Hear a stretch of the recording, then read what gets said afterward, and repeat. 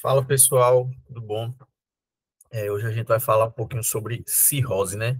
Seria aí a cirrose.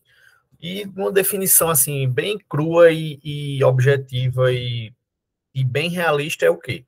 É uma fibrose irreversível do tecido hepático. Ou seja, quando ocorrem lesões no tecido hepático, vão ocorrendo fibroses naquele local. Quando a gente tem um grau de fibrose irreversível e generalizado, a gente tem um fígado cirrótico. E aí o fígado fica com essa estrutura aqui, ó, cheio de nódulos. Tá vendo? Ó? O fígado ele é uma estrutura lisa. Ele não tem cavitações, não tem nódulos. E aqui, ó, ele fica todo nodulado, certo? Como se fosse várias pedrinhas de calçamento aí. Beleza? Todo nodulado, porque essas fibroses vão formando nódulos, tá? E eles se aglomeram e fazem até nódulos maiores. E aí, esse processo dessa fibrose que não reverte mais, a gente chama de cirrose. Beleza? Vamos dar só uma revisadazinha, né, no fígado e no sistema porta, tá? Só para dar uma relembrada. O fígado ele tem várias divisões, né? Ele pode ser dividido em dois lobos pela bifurcação da porta, pode ser dividido em 4 setores ou em 8 segmentos, tá? Então, assim, são muitas coisas. Mas o que é que, no geral, a gente tem que saber? O primeiro, lobo esquerdo, lobo direito, né? E esses dois lobos vão ser divididos por quê? Pela bifurcação da veia porta. Ó. Nessa imagem aqui, não dá para ver muito bem. Mas a veia porta ela vem e bifurca para o lado esquerdo e para o lado direito. Quando ele vem para o lado direito é o lobo direito, quando vem para o lado esquerdo é o lobo esquerdo. Beleza? Basicamente, quando a gente olha de frente, é isso, tá? Por trás aqui a gente vai ter a vesícula biliar, tá? Lembrando que o fígado produz a bile, que é armazenada na vesícula biliar, tá? A gente tem a veia cava inferior e as veias hepáticas, né? Sai da veia hepática e vai para a veia cava inferior, o sangue quando sai do fígado, né? E ele chega no fígado através da veia porta, beleza? E aqui seria basicamente a anatomia. Ó. Aqui são os 8 segmentos dele, ó, certo? Essas divisõezinhas aqui são de segmento, aqui o lobo caudado. Então são 8 segmentos, né, que ele tem, beleza? E aqui basicamente seria essa anatomia, né? E uma coisa interessante seria prestar atenção ó, na aparência desse fígado, e aqui um fígado cirrótico, beleza? E aqui, que é bem importante agora, é essa parte, é entender como acontece o sistema porta. O que seria esse sistema porta? Esse sistema porta, basicamente, é isso. O que é um sistema porta? É quando uma veia vai desembocar em outra veia quando passa por capilares. O normal, o que seria? A gente tem um sangue arterial, vai passar pelos capilares, ou seja, vamos botar que tem um tecido aqui, tem um órgão, um pulmão. Então, vem o sangue arterial, passa pelo pulmão e sai o sangue venoso, né? Passando pelos capilares. Isso aí seria o normal. No sistema porta, e aí o porta hepático, o que acontece? Vêm as artérias, vão passar pelos sistemas e vão cair em um sistema venoso, que é a veia porta. Essa veia porta vai fazer capilares venosos e vai cair em outra veia, que é quem? A veia hepática e a veia cava inferior, para aí sim poder para o coração. João, e por que isso acontece? Por quê? A irrigação quase que 90% do sistema digestivo, ela vai ser drenada pelo sistema porta. Por quê? Quando a gente está se alimentando e quando a gente vai degradando, por exemplo, proteínas, quando a gente degrada as proteínas, um subproduto dessas proteínas é o quê? É a amônia. Essa amônia ela é tóxica para o nosso organismo, e o fígado tem que metabolizar essa amônia. Se eu não tivesse esse sistema e do meu intestino, os vasos já fossem direto para a veia cava inferior, essas toxinas iriam passar para o coração, que iriam disseminar essas toxinas pelo corpo todo. Então, o que é que acontece? Ou, por exemplo, um medicamento, uma droga, certo? Que tem que fazer esse sistema de primeira passagem hepática, que ele é absorvido pelos capilares que envolvem o trato digestivo e vão para onde? Para a veia porta. Quando eles vão para a veia porta, eles vão passar pelo fígado, o fígado vai limpar, entre aspas, esse sangue, vai fazer a metabolização das substâncias e vai mandar para a veia cava inferior esse sangue já filtrado. Beleza? Ó, então, ó, aqui a gente tem nosso fígadozinho, né? E olha o tanto de veia. A gente tem a veia gástrica esquerda, ou seja, ela vai drenar o estômago e vai vir para a veia porta, ou seja, aqui tem muitas substâncias tóxicas da absorção, não da absorção, mas da degradação de substâncias estomacais. A gástrica direita, né, e que ela vai se transformar em esplênica lá no baço. Aí a mesentérica inferior e a mesentérica superior, ou seja, a mesentérica superior drenando ali a parte de intestino delgado e a mesentérica inferior a parte de intestino grosso, certo? E aqui a gente ainda tem a veia umbilical. Essa veia umbilical ela é fechada em nós adultos. Porém, em uma situação que esse fígado fica cirrótico, então esse sangue não consegue passar bem pelo fígado, o que é que começa a acontecer? Aí eu já vou dar um spoiler da principal complicação de um paciente cirrótico, que é a hipertensão portal. Se esse fígado está cheio de fibrose, esse sangue não consegue passar pelo fígado. Se ele não consegue passar pelo fígado, o que é que acontece? Ele vai começar a voltar. E ele vai voltar por onde? Por onde tiver caminho. Então ele vai voltar pela veia gástrica, pela veia esplênica, vai fazer esplenomegalia, vai voltar para as mesentéricas, certo? Pela gástrica esquerda, um ramozinho dessa veia aqui vai dar nas veias esofágicas, vai dar varize esofágica, beleza? E aí, em um caso grave, o que é que pode acontecer? Ele começa a desobstruir essa veia umbilical, que já estava obstruída desde quando você nasceu, e começa a fazer uma coisa que a gente chama cabeça de medusa. Depois eu vou mostrar uma foto como é. Então, fica uma cabeça de medusa no abdômen do paciente, justamente por conta desse retorno sanguíneo pela veia umbilical.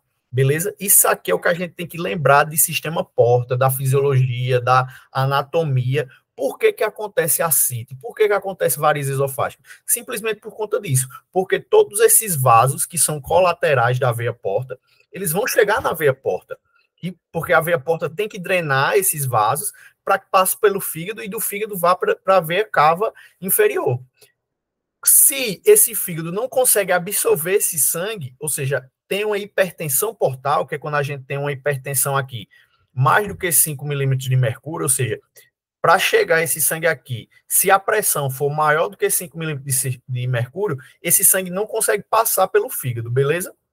E aí ele começa a retornar. Tranquilo? Aqui é o sistema porta, né? Beleza?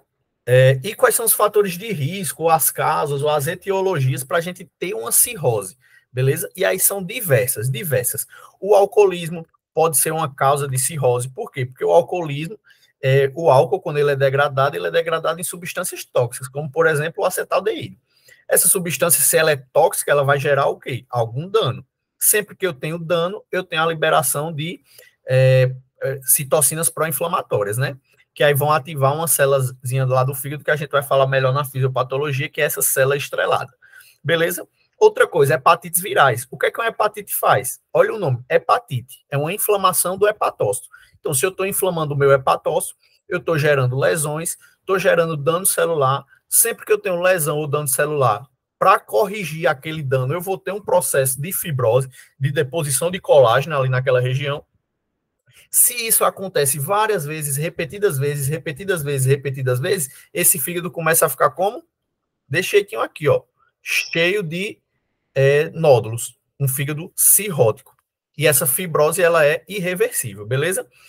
Esteatose, né? Por quê? Porque aquela gordura começa a ser esterificada, vai ser transformado em triglicerídeos, e aí esse triglicerídeo, ele regula algumas vias que são a via do TNF-alfa, que vai fazer o quê? Estresse oxidativo. O que é o estresse oxidativo? É quando eu tenho muita espécie reativa de oxigênio, que ela é danosa para as nossas células, para as nossas proteínas, beleza?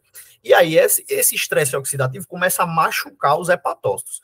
Quando eu machuco os hepatócitos, o que é que eu começo a fazer? O que é que o fígado entende? Ele entende que ele precisa colocar mais hepatócitos para fazer a função. Porém, esses hepatócitos que estão indo mais rápido fazer a função, eles não são hepatócitos maduros. Eles são hepatócitos imaturos, são hepatócitos progenitores. O problema dessas células progenitoras é que, além dela, entre aspas, tentar fazer a função do hepatócito, ela também produz fibrose. E aí o fígado vai ficando cada vez mais fibrótico por um processo de esteatose, beleza? Aí medicamentos como drogas que vão passar pelo fígado, né? A obesidade por conta da esteatose, a hemocromatose, que seria o acúmulo ali do ferro no sangue, uma hepatite autoimune, beleza? Uma colangite, que seria uma inflamação ali dos vasos colestáticos. e doença de Wilson, que seria o depósito de cobre ali no fígado, beleza? Tudo isso são fatores de risco, ou causas, ou etiologias dessa cirrose, tá? E aí, como é que a gente classifica a cirrose? Beleza, esse meu paciente está cirrótico. Então, a gente vai classificar ele de várias formas, né? Eu elucidei várias aqui, mas para a gente ter uma noção e conseguir debater com clareza, com propriedade, quando acontecer algum. Não, esse filho está cirrótico, é por conta de quê? Não, classifica assim e tal. Então, assim, a gente tem que ter esse embasamento. Beleza, a gente pode classificar ele com base na causa. Então, é uma cirrose derivada de um paciente alcoólatra? É uma cirrose de um paciente com hepatite crônica, um hepatopata crônico viral, uma hepatite C crônica há muito tempo, beleza? É um paciente que tem um problema biliar e essa bile está causando um dano hepático, beleza? É um paciente que tem uma cirrose idiopática, que a gente não sabe a causa, ou que é causada por uma doença hepática gordurosa. Será que é? Essa gordura, né? Essa cirrose criptogênica, pode ser também uma cirrose metabólica, que é por deposição de cromo, de ferro e de cobre, beleza? Tudo isso a gente classifica por conta da causa, né? Então, ou seja, chega um vozinho lá que é alcoólatra, bebe desde os 15 anos de idade, está com 60 e tantos anos, bebe todos os dias. Não, esse paciente aqui é um cirrótico devido a um alcoolismo crônico, né? Com base na morfologia, pode ser uma cirrose micronodular, macronodular ou mista, né? Ó, quando a gente retorna para essa imagem aqui, ó, a gente pode ter micronódulos, tá? Aqui nódulos maiores, ó, esse aqui nódulos menorzinhos, beleza? Tudo isso aqui a gente pode ter. Então, é importante a gente prestar atenção nisso. Beleza?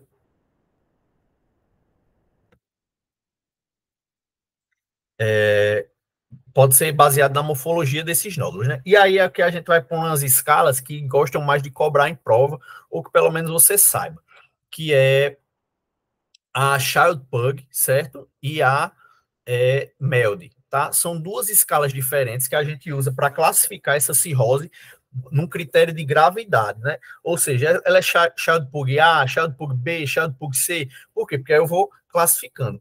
E quais são os critérios que a gente utiliza? São critérios clínicos e laboratoriais. Quais são? A bilirrubina sérica a gente vai avaliar, a albumina sérica, tempo de protrombina, um grau de ascite, ou se esse paciente tem uma encefalopatia hepática. Beleza? Tudo isso a gente classifica.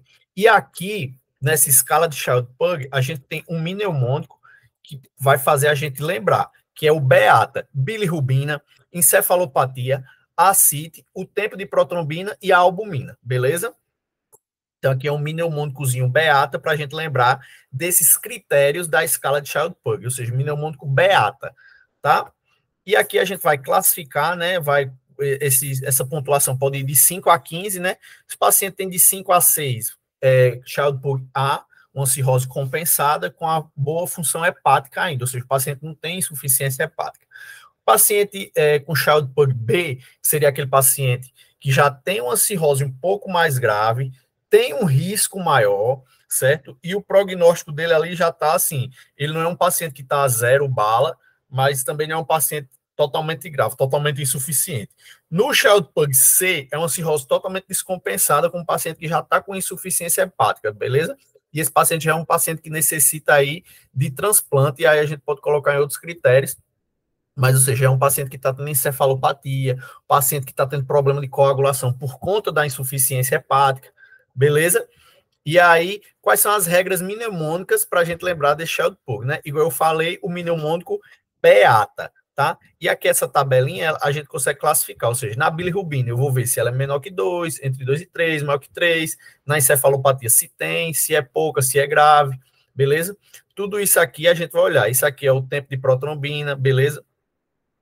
E aí a gente pega esses pontos, ó, se for assim é 1, se for assim é 2, se for assim é 3, e classifica. Opa, na bilirrubina está 3, na encefalopatia está 1, na albumina está 2. Quando você finaliza essa classificaçãozinha, você pega a tabelinha lá, existem até aplicativos que são calculadoras, tanto para o Child-Pugh quanto para o MELD, tá? E ele vai dar a pontuação, beleza? E a gente tem essa outra escala, que é a MELD, tá? E ela é muito utilizada para pacientes em transplante, ou seja, a beata a gente vai ver para gravidade e a MELD também para gravidade, porém tem que lembrar dela em quê? Falou da MELD, a gente tem que lembrar de transplante, beleza? De transplante, tá? Por quê? Porque ela é utilizada para a gente ver se esse paciente vai ser transplantado ou não. E o que é que ela avalia? É a bilirrubina, a creatina e o INR. Tem um mnemônico também que ele é utilizado, que é o tá aqui, o BIC, caneta BIC, que é bilirrubina, INR, né, que é para a gente ver a coagulação desse paciente, e a creatina sérica. Tranquilo? Existe uma fórmula matemática que calcula isso, tá? É uma fórmula bem complicadinha, eu nem quis colocar aqui para vocês, porque não é o objetivo da gente. E também, melhor do que isso, tem aplicativos que são calculadoras. Você vai colocando os dados lá e ele vai dar o INR. O INR não, o MELD, que pode ser de 6 a 40. Isso aí serve para a gente saber se esse paciente tem um bom prognóstico ou não, se ele vai precisar de um transplante ou não, beleza? Paciente que tem mais de 15 são prioridades para o transplante hepático. Então, por isso que ela é muito importante. Por exemplo, se você tem um paciente que você quer indicar um transplante para ele, você não pode indicar por vozes da sua cabeça. Você tem que indicar baseado em alguma coisa, né? E você pode utilizar baseado tanto no Child Pug quanto no MELD. Beleza? E a pontuação dele é recalculada, enfim, na calculadora tem lá tudo direitinho, beleza? Mas o que a gente tem que saber é que essas duas classificações existem, que o Child Pug é o Beata, que o MELD é o BIC, certo? Então a gente vai avaliar no Child Pug bilirrubina, encefalopatia, albumina, tempo de protrombina e ascite. Na MELD vai avaliar bilirrubina, INR e creatina, beleza? Tudo isso são dados importantes, por quê? Porque medem a função do fígado, né? Produção de bilirrubina, se o fígado está conseguindo degradar as substâncias tóxicas para gerar ou não uma encefalopatia, o fígado é quem produz a albumina, beleza? Se está tendo uma hipertensão portal, que me gere um ascite, lembrando, a INR e o tempo de protrombina aqui, o fígado é quem produz os fatores de coagulação, beleza? Se a gente tem um fígado insuficiente, a gente não vai ter esses fatores. Beleza? E aí a gente vai na fisiopatologia da cirrose, ou seja, o que é que acontece? Lá, a gente tem um sistema porta que ele é baseado em quê? A gente tem a veia porta, a artéria hepática e os dutos biliares. Eles vão se juntar, ou seja, imagine isso aqui como um conduto, certo? Se você pegar esse copo, eu não vou virar aqui, que ele tá, mas é aqui, ó, pronto, tá melhor. Ó, se você pega um copo aqui assim, aqui tem um conjunto. Aí você vai ter aqui dentro a artéria hepática, a veia porta e o ducto biliar. E dentro dele, mantendo a conjuntura, a gente vai ter o meio extracelular e aqui as células estreladas, tá? Essas células estreladas são muito importantes na fisiopatologia da cirrose. Beleza, João, entendi. Num processo normal, o que é que está acontecendo? Esse sangue aqui da veia porta e da artéria hepática está passando para onde?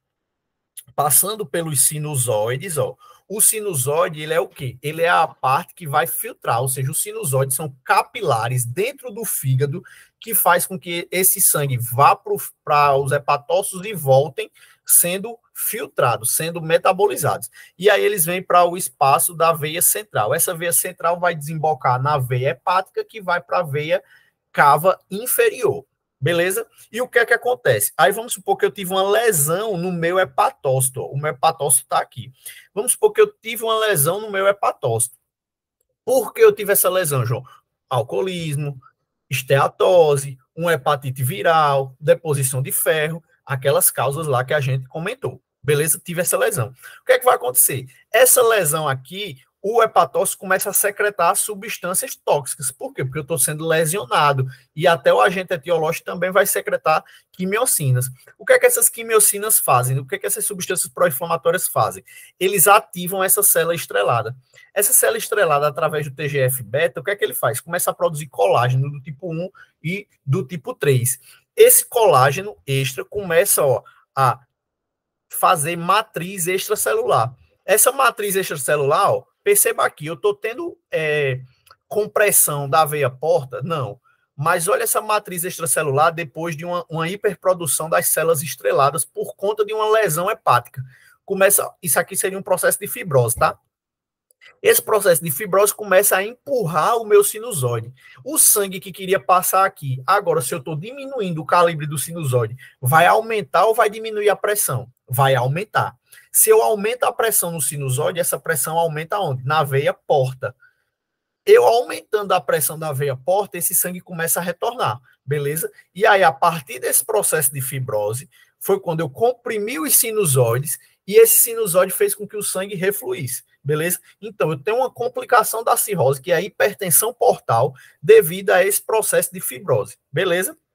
Basicamente, a fisiopatologia é isso que eu já expliquei. Mas vamos passo a passo. Ou seja, primeiro passo, eu vou ter uma lesão inicial, né? Seja por qualquer coisa lá que esse paciente esteja exposto, por exemplo, um paciente alcoólatra, tá? Aí, esse álcool vai fazer um dano ao meu hepatócito. Se o meu hepatócito está sendo danificado, o que é que ele vai fazer? Ele vai ativar, ele vai dizer assim, ele não vai apanhar de graça. E aí ele bota o macrófago dele, que são as células de Kupfer, que são os macrófagos hepáticos, para reagir. E o macrófago reage como? Liberando citocinas, como TNF-alfa, interleucina 1, interleucina 6, beleza? Pronto. Entendi, João. E o que é que esses fatores fazem? Aí esses fatores vão lá na célula estrelada e dizem assim, minha patroa, acorde que a situação tá rojão aqui. Aí eu ativei a célula estrelada. Beleza, a célula estrelada vai fazer o quê? Vai ser ativada por esses fatores inflamatórios e vão começar a secretar TGF-beta. E, além disso, vão começar a produzir quantidade de colágeno e fibronectina, que são componentes da matriz extracelular que vão se acumulando nesse espaço.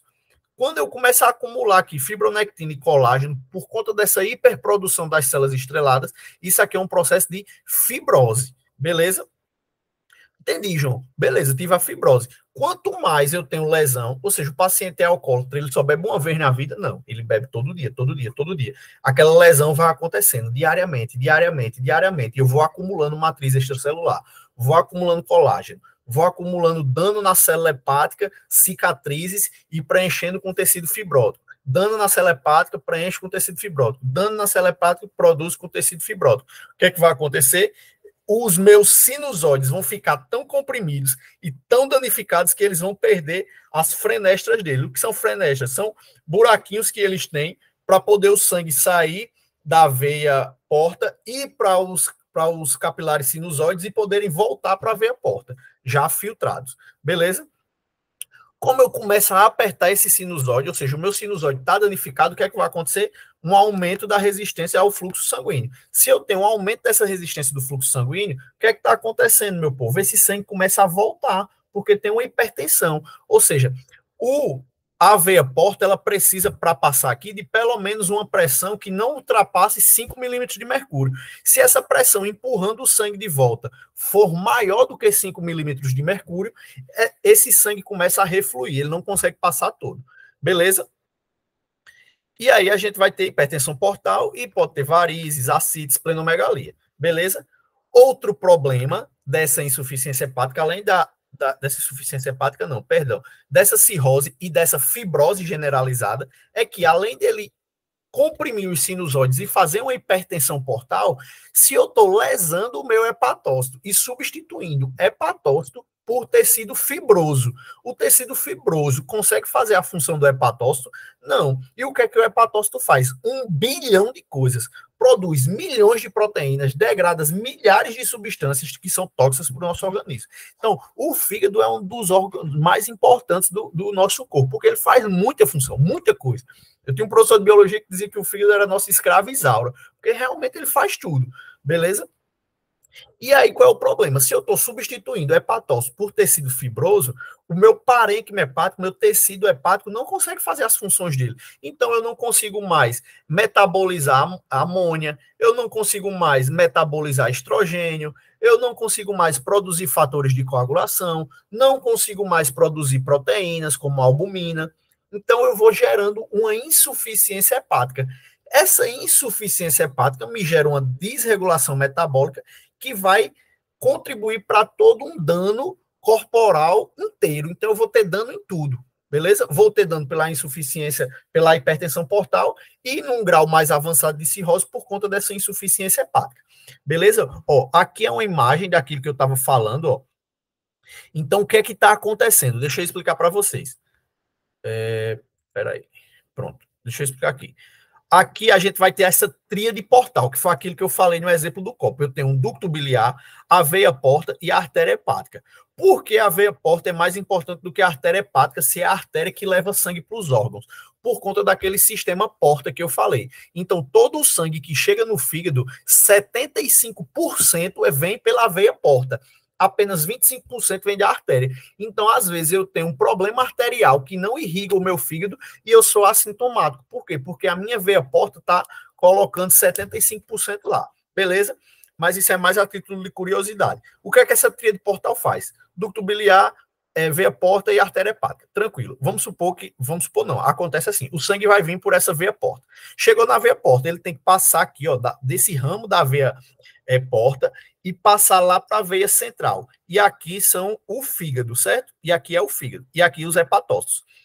O que é isso aqui? Isso aqui são os sinusoides hepáticos.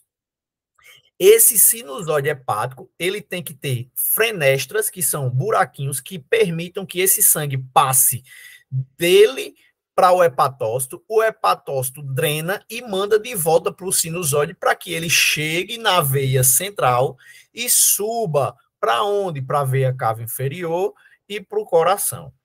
Beleza? Num processo de fibrose, esses capilares vão ficar apertadinhos e esse sangue retorna. Beleza? Então, basicamente, é assim que funciona a filtração. E aqui seria um lóbulo hepático. Beleza?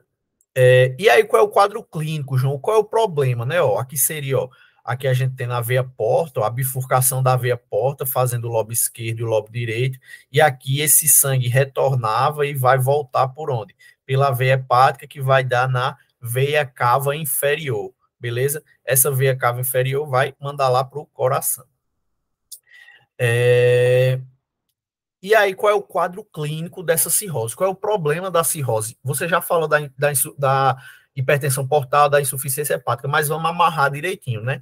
Ou seja, se esse fígado não consegue degradar a amônia, eu vou ter uma encefalopatia, beleza? Um do quadro dessa encefalopatia é o asterix, que é o tremorzinho das mãos. Você empurra a mão e o paciente retorna tremendo, beleza?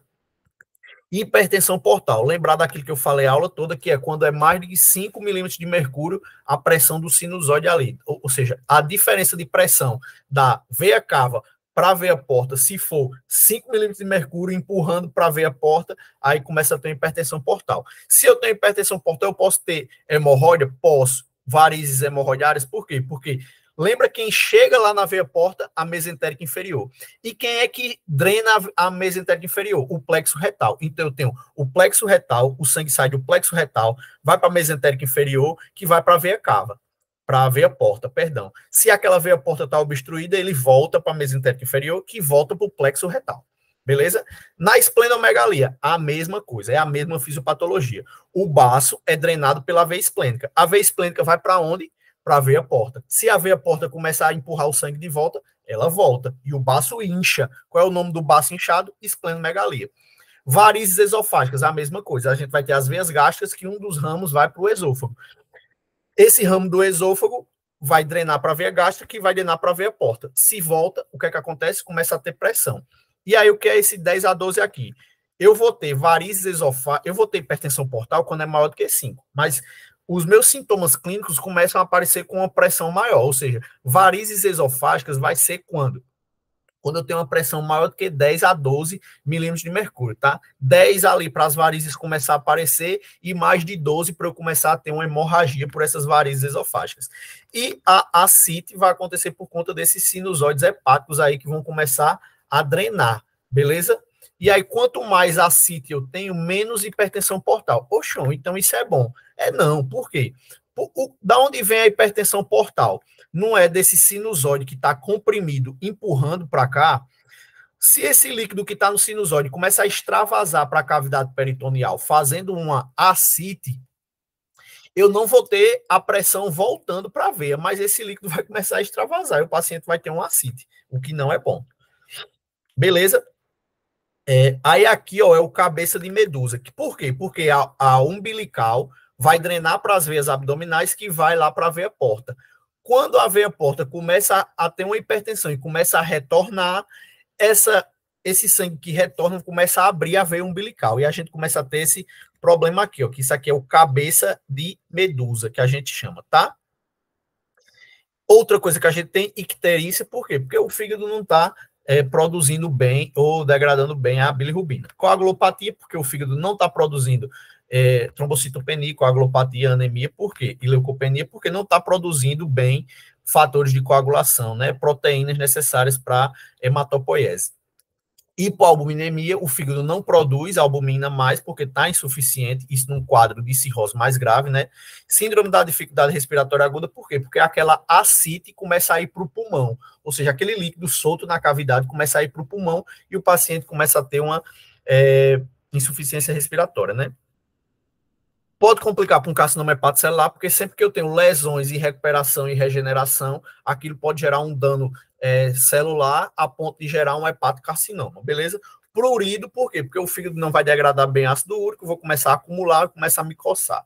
Síndrome hepatorrenal, por conta de proteínas também que o fígado vai produzir. E o hiperestrogenismo, por quê? Porque o fígado, ele metaboliza o estrogênio. Se esse fígado metaboliza o estrogênio, o que é que acontece? Como ele não está metabolizando, o estrogênio fica solto no sangue. Aí o paciente começa a ter ginecomastia, sinais de hiperestrogenismo, tá? Diagnóstico, padrão ouro, biópsia hepática. Padrão ouro é biópsia hepática. E ponto final e acabou. Só tem isso, João? Não, tem outras coisas. O quê? Achados clínicos tipo hipoalbuminemia, vou ter ascite também. Aumento do tempo de protrombina. Por quê? Porque o fígado não vai produzir mais os fatores de coagulação, tá? Ginecomastia por conta do hiperestrogenismo, ascite, icterícia por conta da bilirrubina, tá? No diagnóstico laboratorial, o que é que eu vou procurar? TGO, TGP, que são os marcadores de lesão hepática, fosfatase alcalina, gama GT, que são mais ali para os vasos, para os ductos biliares. Vou fazer sorologia para hepatite, certo? O TGO geralmente é menor do que o TGP, ou seja, o TGP ele é maior do que o TGO. O TGP ele é mais específico para o fígado do que o TGO. Nas doenças alcoólicas, aí uma cirrose causada pelo alcoolismo, pela doença alcoólica, o TGO vai ser maior que o TGP. Então, isso é um critério laboratorial que eu consigo ter uma elucidação melhor. Nas imagens, o que é que a gente tem? Ultrassom, né, para avaliar a CIT, a hepatosplenomegalia. Elastografia hepática, que isso é o quê? Através do ultrassom, existe um software que a gente consegue avaliar a rigidez do fígado, porque o fígado ele é para ser fibroelástico. Quanto mais rígido, quanto mais fibrótico, maior a elastografia hepática, eu consigo dar o diagnóstico aí, ou detalhar esse diagnóstico, né? TCO ressonância para a gente ver a extensão da fibrose, né? E a presença dos nódulos. Beleza? E o tratamento? João, e diga aí que é complicado. É complicado. Por quê? Porque é irreversível. Se a fibrose é irreversível, eu vou tratar ela? Não. O que é que eu vou fazer? Vou dificultar que ela piore. Vou fazer de tudo para ela não piorar. Porque se ela piorar, lascou. Beleza? Então, o que é que a gente vai fazer? Erradicar o fator causal. Beleza? Se for uma hepatite, tratar hepatite. Se for alcoolismo, cessar alcoolismo. Se for esteatose, perder peso. Beleza? Vai fazer profilaxia da hepatite, se não for por conta de uma hepatite. Vai tratar distúrbio de ferro, distúrbio de cobre, se for o caso, né? Ou seja, a gente vai tratar essa causa para que essa causa não gere mais danos. Beleza? E tratar as complicações. Então, paciente que está com hipertensão portal, está fazendo ascite, vamos fazer o quê? Vamos tratar essa ascite, né? Vamos dar diurético, vamos fazer uma paracentese. O paciente está com varizes esofágicas, vamos fazer o quê? Vamos dar algumas drogas que vão melhorar aquela varize esofágica, ou se aquela varize está fazendo hemorragia digestiva alta, vamos colocar uma ligadura naquelas varizes, beleza? Vamos tratar os fluidos, os eletrólitos, beleza? Porque esse paciente está perdendo líquido ali para o edema, tratar a encefalopatia, né? Vamos começar a degradar essa amônia aí do paciente, beleza?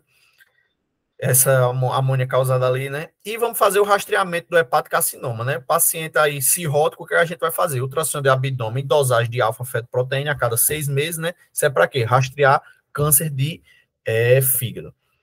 Todo paciente com cirrose tem que fazer. E endoscopia digestiva alta para avaliar as varizes esofágicas e as prevenções de hemorragia, né? Naqueles pacientes que tem. Beleza? Basicamente, cirrose é isso, meu povo. Obrigado aí, viu? Até a próxima.